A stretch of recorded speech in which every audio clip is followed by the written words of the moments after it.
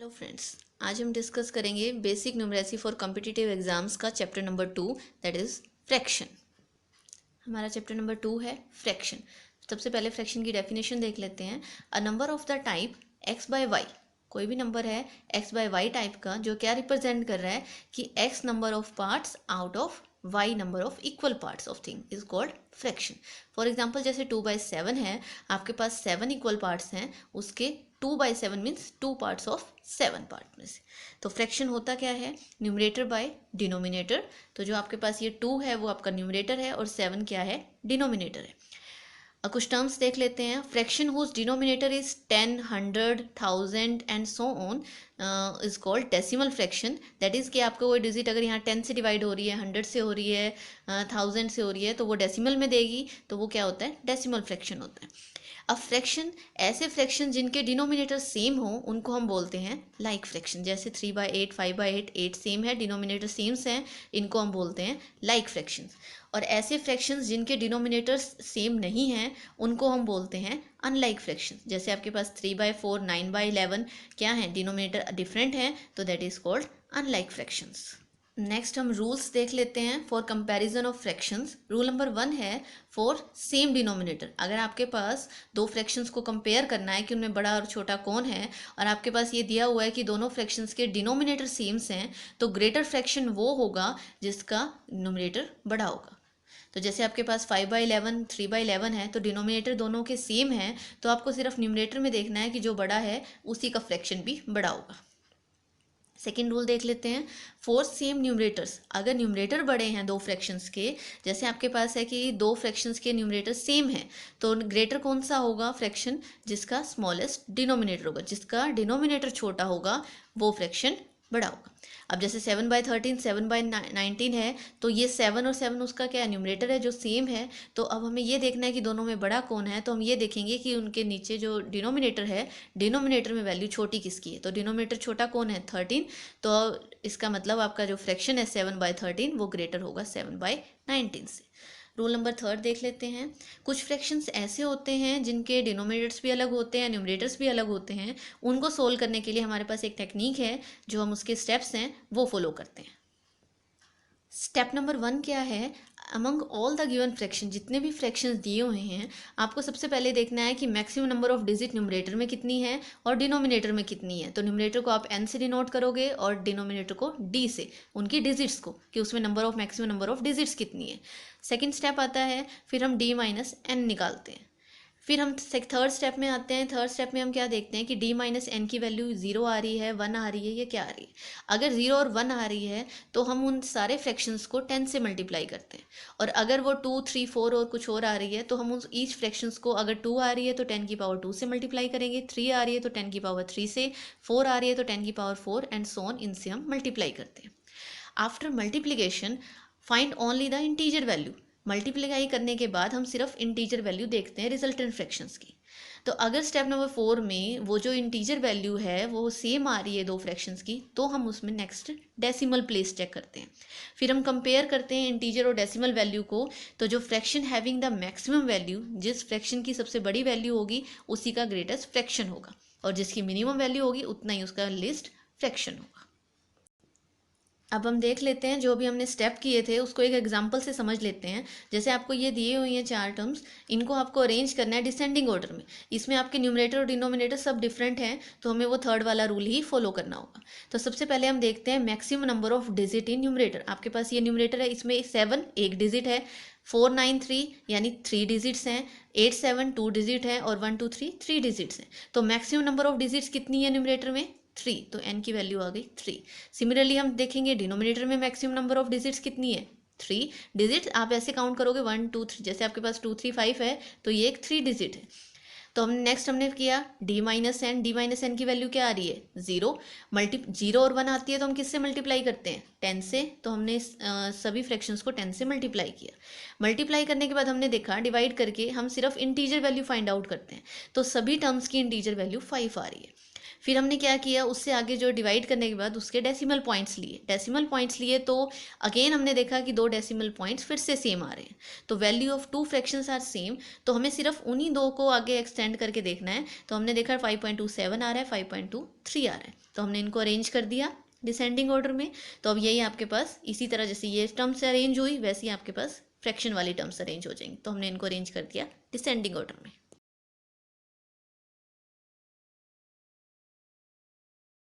Next है fractional part of a number. किसी number का फ्रैक्शनल पार्ट फाइंड आउट करना है तो क्या करेंगे, वो नंबर और इट्स रिलेटेड फ्रैक्शन जितना उसको फ्रैक्शन के लिए बोल रखा है उससे मल्टीप्लाई कर देंगे। और आप इसको इस फॉर्म में भी लिख सकते हो कि any fractional part divide by उसका related fraction is equal to क्या आता है, ओरिजिनल नंबर। अब इस चीज़ को हम एग्जाम्पल से देख लेते हैं। जैसे आपको गिवन नंबर है 60 और ये बोल रखा है इसका 2/3 निकालो, तो आप क्या लोगे, जो नंबर दिया हुआ है 60 और रिलेटेड फ्रैक्शन बोल रखा है यानी 2/3, तो मल्टीप्लाई कर दो 2/3 से, तो कितना आ गया 40। तो आपके पास ये फ्रैक्शनल पार्ट आ गया। सिमिलरली एक एग्जांपल और देख लेते हैं कि 3/17 ऑफ अ नंबर इज 18, कि किसी नंबर का 3/17 पार्ट 18 आ रहा है, तो कह रहे हैं उसी नंबर का आप 2/3 निकालो। तो लेट हमने मान लिया कि 2/3 उस नंबर का क्या आ रहा है, x आ रहा है। अब हमें पता है बोथ द फ्रैक्शन जो 3/17 और 2/3 जो फ्रैक्शंस हैं वो एक ही नंबर के हैं, तो हम यहाँ फॉर्मूला यूज़ करते हैं, वो क्या कहता है, फ्रैक्शनल पार्ट डिवाइड में इट्स रिलेटेड फ्रैक्शन, जो हमने ये किया था अभी, is equal to another fractional part divide it's related fraction is equal to original number, क्योंकि नंबर जब दोनों का सेम है तो ये फॉर्म दोनों भी इक्वल आएंगे। तो फ्रैक्शनल पार्ट कितना है 18, रिलेटिव फ्रैक्शन कितना है 3/17, दूसरा अनदर फ्रैक्शनल पार्ट कितना है x, और रिलेटिव फ्रैक्शन कितना है 2/3। वैल्यू को सिंप्लीफाई किया, क्रॉस मल्टीप्लाई किया, x की वैल्यू कितनी आ रही है 68। नेक्स्ट है to find the fraction related to balance amount, कि बचे हुए अमाउंट से हमें फ्रैक्शन निकालना है, उसके लिए हमें क्या फॉर्मूला यूज़ करना है।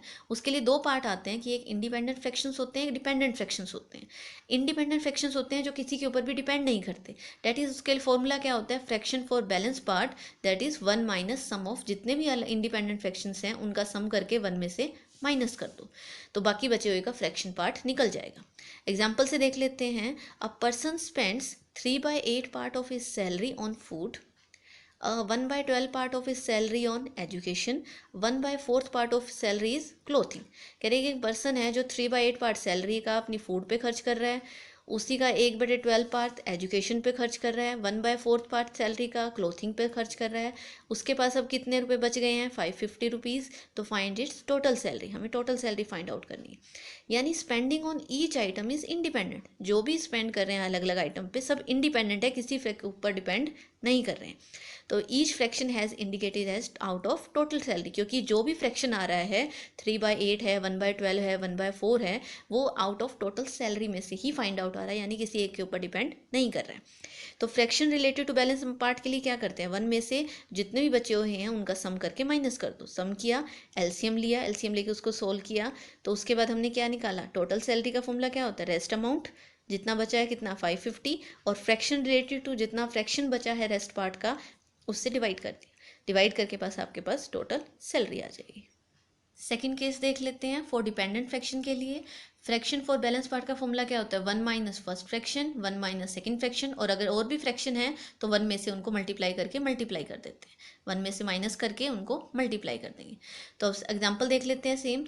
A person spends 3/8 part of his salary on food, same उसी तरह एग्जाम्पल है, and 1/12 of the rest part on the education, कि 3/8 पार्ट तो उसने सैलरी का खर्च किया फूड पे, और यहाँ खर्च करने के बाद जो अमाउंट बचा सैलरी का उसका 1/12 पार्ट उसने एजुकेशन पे खर्च किया, और इतना खर्च होने के बाद 1/12 तो 3/8 खर्च होने का सैलरी के बाद जो पार्ट बचा वो उसने 1/4 उसका क्लोथिंग पे खर्च किया। तो ही इज़ नाउ लेफ्ट, उसके पास 550 रुपीज़ बचे। तो फाइंड इट्स टोटल सैलरी।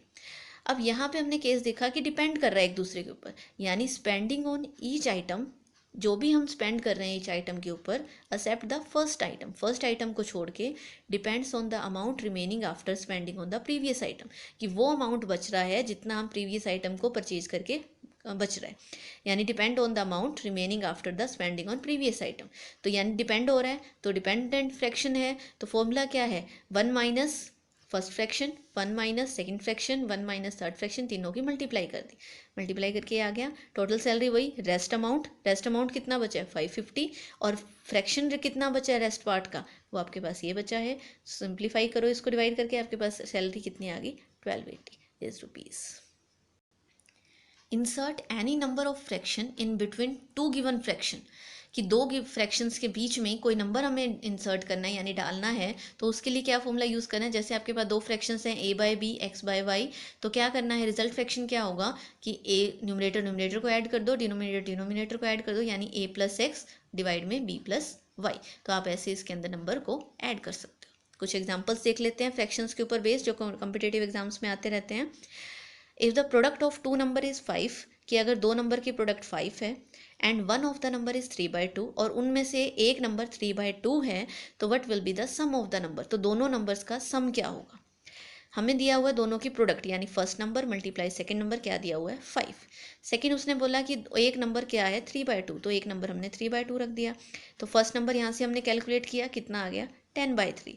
तो अब हमें क्या पूछ रखा है, सम दोनों नंबर का। एक नंबर है 10/3, दूसरा नंबर है 3/2, दोनों को ऐड कर दिया, आपके पास क्या आ गया 29/6। हमने इसके अंदर क्यों एक्सपेंड किया, क्योंकि आपके पास जो ऑप्शंस थे वो इसी फॉर्म में दे रखे थे। इसको क्या लिखते हो आप, 6 4 24 प्लस 5 29/6। तो आपके पास ऑप्शन कितना आ गया, सी इज करेक्ट। आप इसको एक्सपेंड करके सबको खोल सकते हो। जैसे यहाँ पे 8 करोगे, 8 + 1 9/2, ये कितना आएगा 13/2, और ये आएगा 29/6। तो आप यहाँ से भी आंसर ऐसे चेक कर सकते हो। सेकेंड एग्जाम्पल देख लेते हैं। A lamp post has half of its length in mud, कि एक लैम्प पोस्ट है जिसकी half of the length mud में है, and 1/3 of its length in water, और एक 1/3 उसकी लेंथ कितनी है वाटर में, and 3/1/3 meter above the water, इतनी अबव द वाटर है। तो टोटल लेंथ हमें पोस्ट की चेक करनी है। तो पहले तो अबव द वाटर चेक कर लेते हैं और फिर टोटल लेंथ चेक करेंगे।